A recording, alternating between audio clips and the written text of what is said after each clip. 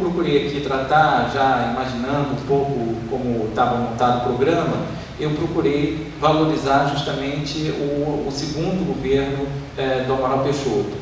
Mas,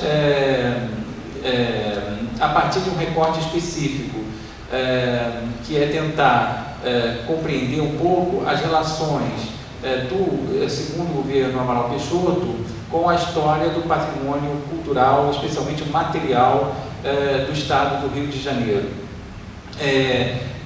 Regina me deu a chance, não é, de fazer um pouco, com as imagens que ela mostrou, um pouco contraste do que eu vou apresentar em relação ao segundo governo. Se eu tivesse o meu PowerPoint aqui completo, vocês iam começar pela imagem, nós íamos começar essa apresentação pela imagem do Palácio aqui do Ingá, no tempo da aquisição dele no governo Nilo Peçanha. Por que eu começava com aquela imagem, não começava com a imagem do governo Amaral Peixoto, e especialmente no segundo governo, e agora eu estou apresentando para vocês uma imagem que, se eu não me engano, é a Prefeitura de Saquarema, do tempo do governo Ari Parreiras. Porque o que eu queria dividir com vocês hoje, propor para reflexão, é que é uma história do patrimônio cultural fluminense a ser construída e contada a partir da história dos governos estaduais. Dito de outro modo, sabemos que os governos empreendem inúmeras obras públicas que se traduzem em construções diversas que, ao lado de suas funções específicas, se tornam marca da capacidade de realização dos governos. Nesse sentido, essas obras traduzem seu sentido político. Contudo, na medida em que são apropriadas socialmente, se tornam efetivamente patrimônio público. Assim, o sentido político se mescla com o sentido público e cultural dessas obras concebidas como governamentais. O sentido político original da obra se transmuta em um sentido comum, dissolvendo a marca particular em construção coletiva.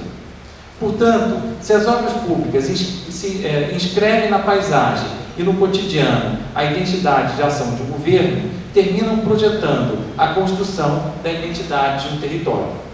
Ao se completar plenamente essa operação, é que as obras públicas podem ser abordadas como expressão de uma época e justificar sua afirmação como bem cultural a ser preservado. O que eu queria chamar a atenção é que as obras públicas, elas, de um modo geral, nós podemos identificar nelas a ação de um governo. Não é? Então, quando elas são inauguradas, elas vêm envoltas no sentido político da ação governamental e, em grande medida, elas são associadas à ação de um governo, de um governante e à personalidade desse governante.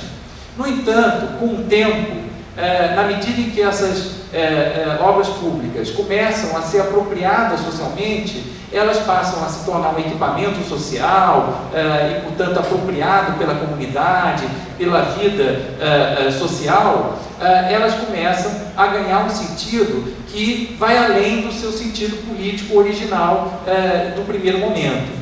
E assim elas se confundem ao mesmo tempo com uma história particular de governo, mas terminam também ganhando um sentido ao longo do tempo, não é? Que se torna a expressão de uma época que é a parte da história coletiva. E é nesse sentido que o que eu queria chamar a atenção aqui, sublinhando especialmente, é que a partir da história dessas obras públicas, nós podemos ir ao encontro da história política do Estado do Rio, mas também nós podemos ir ao encontro da história do patrimônio cultural fluminense. Um exemplo maior da história do Brasil nesse sentido é o caso de Brasília, que esse ano completa os seus 50 anos. E é a melhor tradução dessa operação política que transmuta a identidade de um governo em bem de identidade coletiva. No caso de Brasília, isso fica ainda mais claro pelo destino que assumiu como bem protegido pelo patrimônio cultural desde cedo, invertendo a lógica tradicional do patrimônio. Pode deixar que eu viro, eu tenho que me achar, pode deixar. Eu vou até poupar as pessoas de imagem demais, talvez seja até melhor. Não é? Isso fica ainda mais claro, portanto, no caso de Brasília, não é? Pelo destino que assumiu como bem protegido pelo patrimônio cultural, pelo serviço de patrimônio cultural, desde cedo, invertendo a lógica tradicional do patrimônio de preservar a presença do passado para perpetuar o futuro da cidade nascente. O que interessa no caso de Brasília é chamar a atenção para o fato de que ali houve uma compreensão desde o início de que essa obra pública era ao mesmo tempo um bem do patrimônio cultural. E essa atitude a gente dificilmente encontra em relação a outras grandes obras públicas. Um exemplo que me veio agora à cabeça, interessante, não é? Recente na nossa história, são as antigas, que me veio à lembrança por causa da apresentação da Regina, são as antigas usinas hidrelétricas do estado de São Paulo, que por terem ficado, obsoletas do ponto de vista econômico, porque as grandes usinas que foram feitas depois eram economicamente muito mais importantes, no tempo, elas terminaram, as antigas usinas sendo desativadas. E quando houve a privatização do Estado de São Paulo, organizaram a criação de uma fundação para administrar o patrimônio cultural energético do Estado.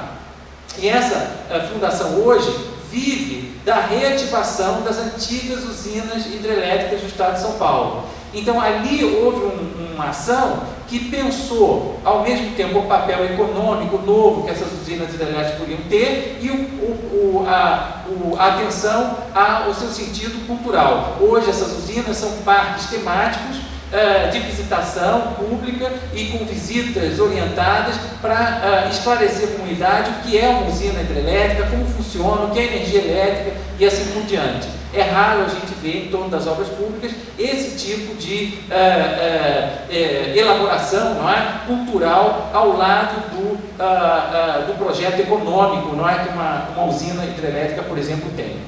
Há, portanto, uma ordem do patrimônio cultural que se confunde com a ordem da história política dos governos a partir das obras públicas, e é isso aqui que eu quero tentar costurar. Como ao mesmo tempo que a gente pode conhecer a história de um governo, a gente termina conhecendo a história da cultura de um tempo. No conjunto dos bens tombados pelo Instituto Estadual do Patrimônio Cultural, o INEPAC, é possível reconhecer alguns exemplos que se integram nessa proposição. No conjunto dos monumentos hidráulicos, por exemplo, se destaca o reservatório do Rio Douro, em Nova Iguaçu, de 1879, que integrava as iniciativas em torno do abastecimento de água realizadas na província fluminense no século XIX. Nesse universo oitocentista se inclui ainda o reservatório da Correção, em Niterói. No município do Rio de Janeiro, há vários exemplares dessa categoria tombados pelo INEPAC, como os reservatórios do Morro do Pinto, do Livramento, do Morro de São Bento, Morro do Inglês, do Código Velho, o da Quinta da Boa Vista, dos Macacos, no Morro da Viúva e da Caixa Velha da Tijuca, todos do século XIX, além de vários outros reservatórios do século XX. Poderia-se incluir ainda nessa categoria os chafarizes existentes em várias cidades, como o chafariz da Saudade e da Carioca, ambos no município de Angra dos Reis, ou o chafariz de Itaguaí, todos do século XIX também. Então, o INEPAC já reconhece em relação ao XIX e aos monumentos hidráulicos, não é, um conjunto de obras públicas que são expressão da vida social e cultural daquele tempo. Há ainda também no rol dos bens tombados pelo INEPAC os monumentos viários, entre os quais se pode mencionar um dos mais antigos, a Ponte de Paraíba do Sul, cuja solução existente foi dirigida pelo Barão de Mauá e criada por um engenheiro inglês, sustentada em 5 pilares de alvenaria sobre o rio e um sistema de vigamento metálico. Entre os exemplares de arquitetura de ferro, engenharia de ferro foi mais propriamente dito, não é? Se pode citar ainda a ponte metálica sobre o rio Paraíba do Sul, que serve como ligação entre a sede do município de São Fidélis e o distrito de Puca, e tombada em 2002. Com 500 metros de extensão, trata-se de construção para o transporte ferroviário de minério de ferro, sendo um exemplar de engenharia de fabricação inglesa, constituído de treliça metálica contraventada por tirantes roliços, apoiados por pegões de alvenaria de pedra. A data de construção é divergente, mas caracteriza a obra da virada do século XIX e XX. De tipo similar é a Ponte Velha de Resende, chamada também de Ponte Metálica ou Ponte Nilo Peçanha, inaugurada em 1905 pelo próprio quando era presidente da República, depois de seu primeiro governo estadual, e foi tombada em 1979. Não se pode esquecer também o canal Campos Macaé, ou Macaé Campos, não é? Uma das maiores obras públicas do século XIX, que deveria favorecer a circulação hidroviária e cujos vestígios foram tombados também em 2002. Ainda as pontes de Petrópolis, tombadas em 1978. Do mesmo modo, seria importante lembrar as estações ferroviárias que poderiam ser enumeradas aqui, entre muitas delas. O que fica evidente no caso desses conjuntos é que houve uma iniciativa organizada do órgão responsável pela promoção do patrimônio cultural fluminense em proteger a memória do abastecimento de água e dos transportes, por exemplo. Entre as obras públicas, porém, a lista do INEPAC inclui igualmente várias edificações públicas, o que poderia estender a lista de modo mais alargado. Me interessa aqui sublinhar, no entanto, que no caso desses exemplares tombados, especialmente esses de arquitetura, não é? O que se verifica é que eles foram protegidos pelas suas qualidades artísticas. Observa-se isso no caso da Prefeitura e Câmara Municipal de Sapucaia, ou a sede da Câmara Municipal de Valença, magníficos exemplos de arquitetura neoclássica do século XIX.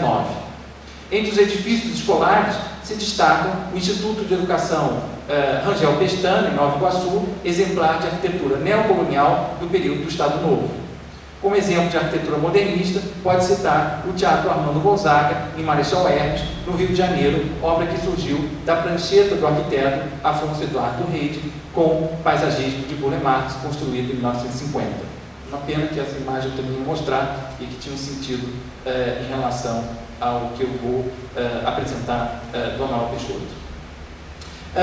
De todo modo, são muitas as possibilidades ainda de se inventariar a presença das obras públicas entre nós.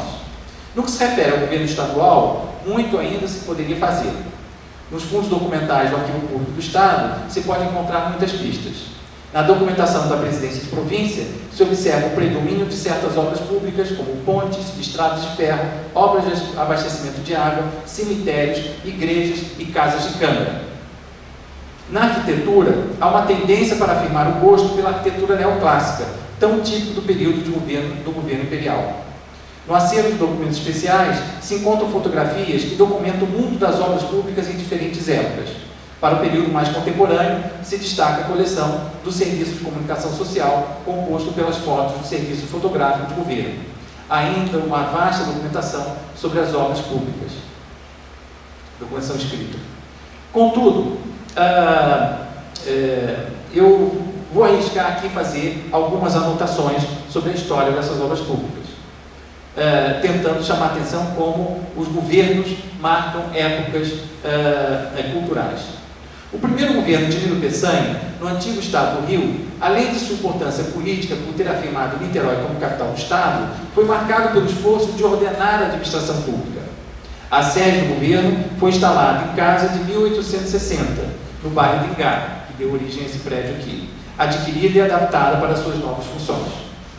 Mas foi na rua Marechal Deodoro que foi construído o edifício para servir de centro administrativo governamental, abrigando as principais repartições públicas.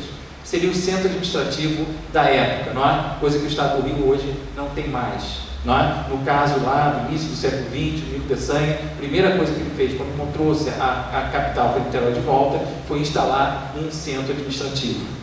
É evidente, nesses exemplos, que a arquitetura eclética marcava o gosto da época, mas não se observa aí um padrão homogêneo, o que é próprio também do mundo da arquitetura eclética.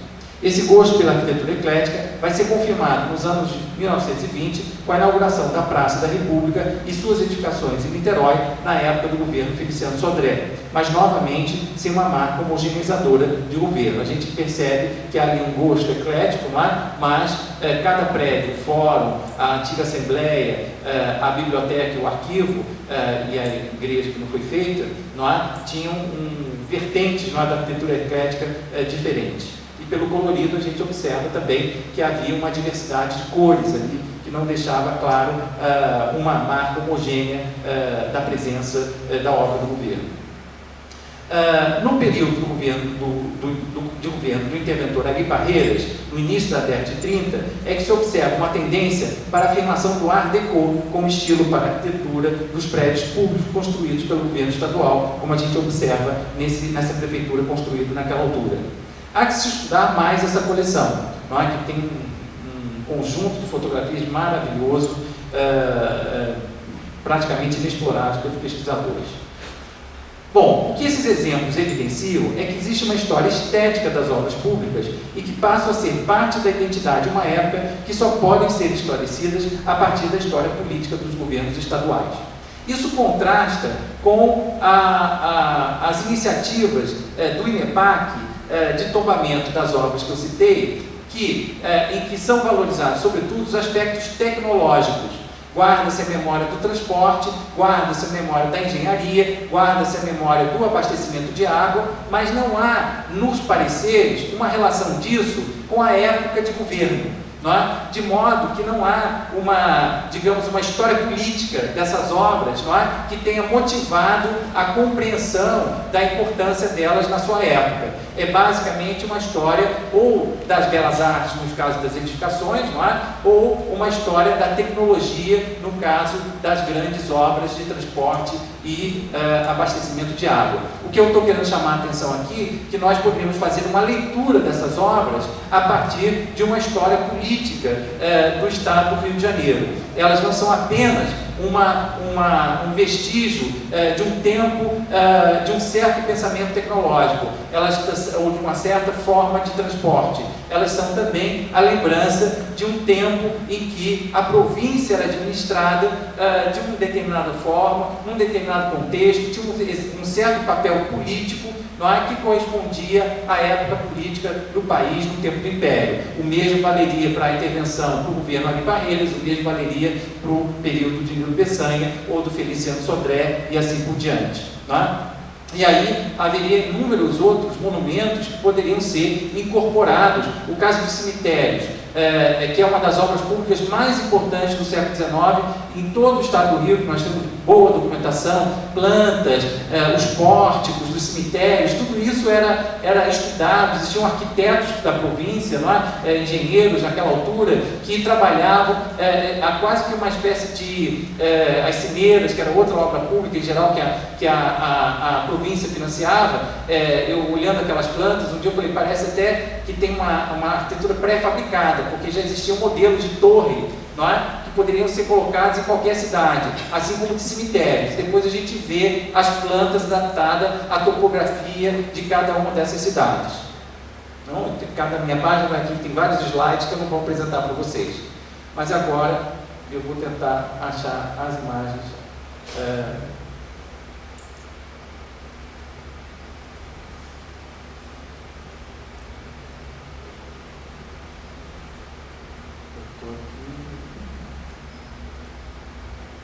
Tudo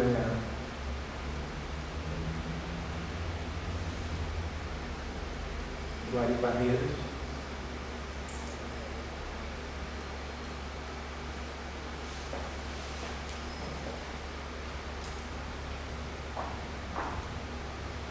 Então agora eu vou começar a falar por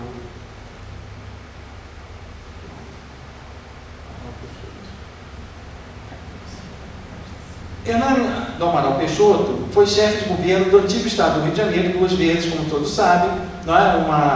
Já foi citado aqui pela Regina, em 37 e 45, né, que ela enfocou especialmente, e posteriormente foi governador eleito no período de 51 a 54. Tanto no livro de Heitor Gurgel quanto numa outra publicação do Emanuel Macedo Soares do período do centenário, não é? Fica indicado, não é? Registrado, que durante o período como interventor do Estado do Rio, Hernani do Amaral Peixoto demonstrou preocupação do seu governo com a cultura ao conduzir pelo Departamento de Educação um levantamento do patrimônio histórico e arquitetônico de todos os municípios. Seria interessante citar aqui o caso de Paraty, que foi tombado pela primeira vez, protegida por um decreto estadual, não é? E os estudos de Paraty foram todos preparados na época do governo Amaral Peixoto, ainda que só tenha acontecido no início do governo seguinte. Em vários municípios foram ainda levantados monumentos enaltecendo personagens fluminenses. No caso de Niterói, especialmente, com a inauguração do complexo esportivo, que vai se ganhar o nome de Caio Martins, em homenagem ao herói dos escoteiros, que morreu pouco tempo antes num dos maiores acidentes ferroviários da história do país, e o escotismo em Niterói tem uma história particular, e o Caio Martins se tornou o herói do escotismo no Brasil, e naquela altura, quando da inauguração do estádio, o interventor Amaral Peixoto decidiu apoiar o movimento de dar nome ao estádio ao jovem escoteiro morto no acidente ferroviário, morreu ajudando as outras vítimas, e inaugurou uma estátua na entrada do estádio. Isso é um exemplo, não é, de algumas esculturas. Eu ia mostrar aqui, talvez apareça aí, já do segundo governo, a estátua do expedicionário que foi inaugurada na Praça de Campos, na Praça São Salvador de Campos, não é? Campos de Goitacazes, mas já é do segundo governo. Mas há vários monumentos, não é, que foram, vários estátuas foram inaugurados nesse período. Aqui em Niterói se destaca a do Caio Martins. Entre outras iniciativas, não é? As casas onde nasceram Lopes Trovão e Silva Jardim foram desapropriadas e transformadas em escolas, assim como a casa do poeta Casimiro de Abreu, que hoje é um centro de cultura do município, mas que foi, na verdade, adquirida pelo Estado naquela altura, nos anos 40, e inaugurado como escola, como o caso de Lopes Trovão e Silva Jardim. Em 1941, também já foi citado aqui, foi criado o Museu Antônio Parreiras em Niterói, como o primeiro museu estadual. Não é? Mas nessa altura da reforma administrativa, da reorganização administrativa do Estado, foi decisiva a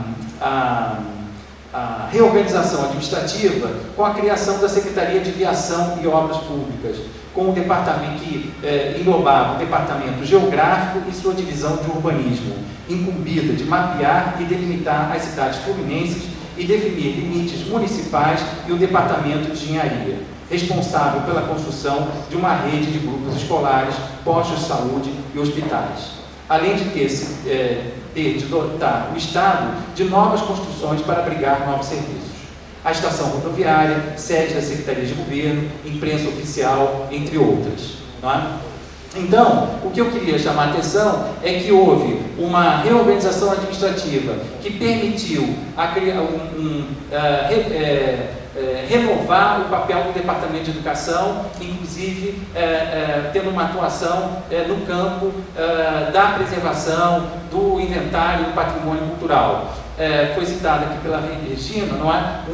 Dois álbuns que ela mencionou, por exemplo, que foram produto do Serviço de Cinema Educativo do Departamento de Educação.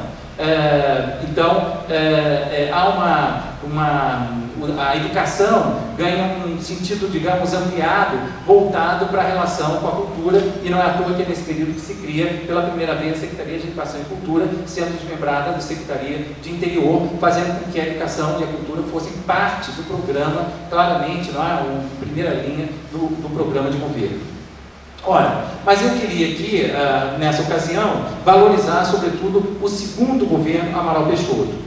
E para abordar esse patrimônio cultural fluminense associado ao governo Amaral Peixoto, ao segundo governo Amaral Peixoto, não é? Eu vou explorar as imagens que ele mesmo, né, o seu próprio governo, apresentava como realizações do seu mandato, que estão resumidas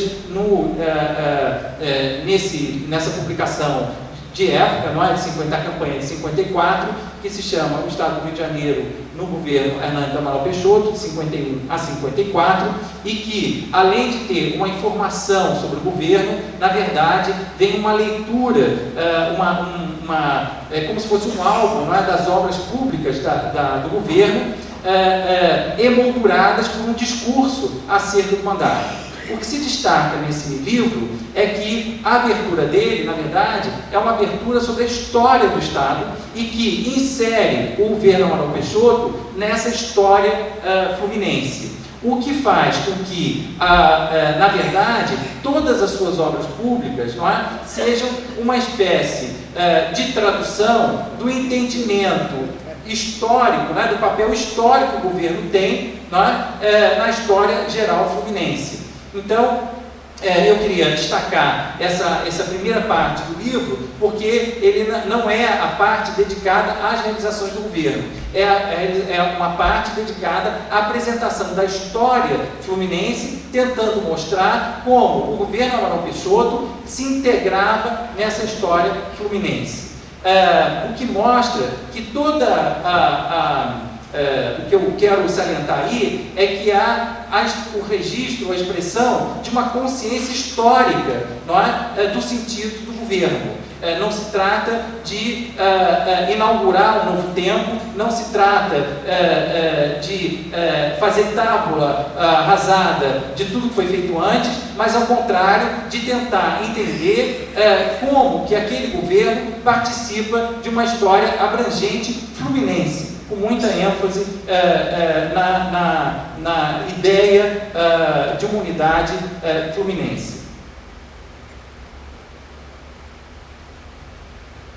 Ora, esse álbum, naturalmente, esse livro, naturalmente, no início, é dedicado às estradas, mas fica, de outro modo, totalmente diferente, mas fica muito claro que, ao lado de imagens desse tipo, não é? Interessa no álbum chamar a atenção para o fato de que essas obras não eram apenas estradas, vias que se que eram abertas, não é? No território fluminense. Elas eram o resultado de um investimento grande em nova tecnologia, em tecnologia moderna. Exatamente, traduzindo essa ideia, não é, das vias do progresso, mas não só porque por ali passavam os carros do progresso, mas porque aquelas obras, do ponto de vista tecnológico, não é, elas também marcavam uma afirmação do progresso no Estado. Então, há uma outra imagem, eu não sei se vai aparecer aí, não é? Mas quando chegam os tratores todos no porto, e depois essa imagem desses tratores, não é? Atravessando como se fosse um desfile a cidade e depois chegando no interior. Mostra uma espécie de desfile simbólico, político, não é? Mas em que a estrela é a tecnologia. Então, essas estradas, elas não vêm acompanhadas só da sua, digamos, inscrição na paisagem, elas não se tornam apenas uma marca da paisagem fluminense, mas naquela altura se pretendia apresentá-las também como um resultado de um esforço de uma história tecnológica, do mesmo modo como o INEPAC tombou as pontes de ferro, tombou os reservatórios do século XIX, traduzindo a tecnologia, não é? A importância histórica das novas tecnologias. A mesma coisa aparece aqui no livro em relação ao maquinário que chega para a realização dessas obras. Essas obras todas, naturalmente, não é? Carregam, portanto, esse sentido político da época que se confundia com a apropriação pública de uma tecnologia de engenharia. Ora, mas o que mais se destaca no livro é a presença da arquitetura. A arquitetura está por todo lado.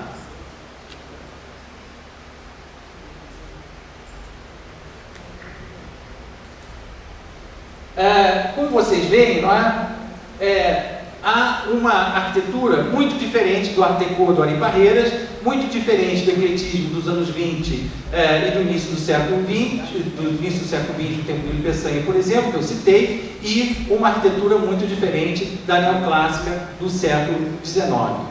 Se eu tivesse aqui com a minha apresentação organizada, não é? Eu ia começar pelo Fórum de Nova Iguaçu, que hoje é um polo do CEDERJ, do Programa de Educação à Distância do Estado. Mas, talvez por sorte, não é? Eu tenha começado por essa imagem, que é de Volta Redonda, que é um dos lugares simbólicos do governo Amaral Peixoto. Não é? E se trata de uma residência, não é? Do Departamento de Engenharia, feito em Volta Redonda. Bom, um outro exemplo, não é, de obra pública e de arquitetura importante no segundo governo Amaral Peixoto é a construção do terminal rodoviário. Já tinha sido criado antes, nos anos 40, mas essa edificação é do segundo governo, não é? E representa uma afirmação importante da arquitetura moderna na cidade do Rio de Janeiro. Hoje o prédio está um pouco descaracterizado, mas isso é o desenho que foi incluído no livro. E certamente quem conhece Niterói conhece bem essa rodoviária, a rodoviária ali, perdão, em Niterói, ali na Feliciano Sodré. Aqui, a Regina tinha falado da loteria. A loteria é criada no primeiro governo, mas a sede da loteria é criada no segundo governo, com esse projeto, com brise soleil de concreto, não é? Que revela o controle da incidência de luz sobre a fachada. E desse período também é o prédio da imprensa oficial, a antiga. Bom, e os grupos escolares, são muitos, não é? As escolas que foram feitas nesse período. Essa daí não é São João do Meriti. Não, aquele vai aparecer aí. Aquele é do Vital Brasil. Bom, talvez eu devesse dizer, não é? Que eu ia dizer depois. A minha apresentação ficou meio atrapalhada pelas imagens. Esse é de Campos, não é? Um outro grupo escolar de Campos, que lembra um pouco aquele o Raul Vidal ali do Vital Brasil. Quando a criação da divisão de engenharia no tempo da interventoria, um dos arquitetos que é chamado para trabalhar com muito destaque é o Vital Brasil, Alvo Vital Brasil, que fez projetos importantes aqui em Niterói. O caso do grupo escolar Raul Vidal, que fica ali no fim da Feliciano Sodré, não é? Inaugurado em 1941, e ele ainda fez mais duas outras escolas, além de projetos não realizados, como da estação ferroviária, do próprio Instituto Vital Brasil e o conjunto da Vila Ipiranga, do IPAS, que foram feitos depois, mas não de acordo com o seu projeto. A gente vê aí um pouco a lembrança do Raul Vidal nessa fachada de poucas aberturas por um lado e do outro lado com janelas abertas, geral, não é? Voltadas para um pátio ou para uma área mais interna da escola. No segundo governo,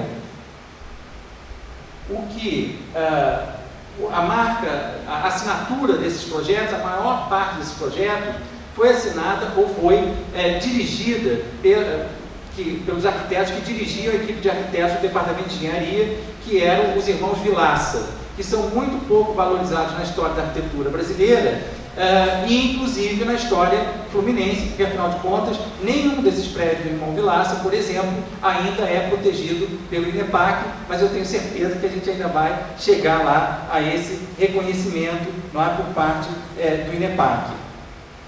Muitos desses prédios naturalmente estão já descaracterizados, mas o que a gente observa aí é o gosto pelo pilotis. Esse é justamente a foto do posto de saúde de Trajano de Moraes, que é uma exceção. Os postos, o maior investimento feito na área de saúde não foi tanto na construção de novos prédios, mas no equipamento. Que a gente vê no livro são muitos interiores de postos de saúde com equipamentos novos. Esse é o único que aparece, posto de saúde, em que a gente vê, outros até aparecem, mas a gente vê que é um prédio antigo que foi ocupado pelo posto de saúde. O posto de saúde já existia e ele foi reequipado. Esse é o único que aparece, o único posto de saúde que aparece com o vocabulário da arquitetura modernista e que lembra um pouco a estrutura do teatro no Rio de Janeiro, o Alves de Azevedo, né? Na Rua Azevedo. Com essa laje pendente para o centro do prédio. Né? Normalmente as águas, tradicionalmente, né, os telhados têm as águas que levam para fora do prédio. Nesse caso a gente tem essa laje pendente para o centro do prédio. Novamente ali o pilotismo, isso lembra um pouco, de certa forma, a estrutura até do grande hotel de Ouro Preto, do Niemeyer em Ouro Preto. Não é? Esse é um outro grupo escolar em São Gonçalo. Esse é outro grupo escolar de Campos. Esse é um jardim de infância, na verdade. Novamente aí a gente vê o quebra-sol, né, os brise, o pilotis. Aqui um outro é o grupo escolar, se eu não me engano, Princesa Isabel de Petrópolis, que a gente vê na entrada da cidade, com esse jogo de cheios e vazios, de volumes recuados e propendidos, uma estrutura também. Esse é outro, já em Niterói, não é? O Joaquim Távora. A gente vê esse vão rasgado de ponta a ponta, a coluna que lembra um pouco a Fundação Getúlio Vargas, não é? Em V, sobre a Marquise. Aqui era a lista de obras que eu queria ter mostrado no início, na minha imagem estaria um pouquinho melhor. A gente poderia ver o número de obras que foram feitas. Eu aqui perto não estou enxergando nada, vocês imaginam que eu enxerguem não. Mas tem muita obra. O que interessa é que são muitos grupos escolares inaugurados, isso consta do livro. Tá? Aqui, novamente, aquela solução com a laje propendida para o interior, em duas águas invertidas, um outro grupo escolar, novamente o vão livre. Isso. A Ismênia está chamando a atenção, né, para esse enquadramento na paisagem, como esse fotógrafo traduziu bem, não é? E na minha apresentação de slides, eu ia terminar com aquela imagem da estrada, justamente chamando a atenção para como essas fotos traduzem sempre a vontade de deixar essas obras como inscrição na paisagem, e paisagem não tem governo, paisagem tem uma história anterior a qualquer governo, não é? Confundindo a obra de um certo tempo com a obra de uma história alargada, tal qual a apresentação do livro aparece. Esse é uma construção que eu não ia mostrar, justamente que é um daqueles que eu falei antigo. E é nesse sentido que eu usei aqui o caso do segundo governo Amaral Peixoto para valorizar essa abordagem da história do patrimônio cultural fluminense a partir da história dos governos e de suas obras públicas. Obrigado.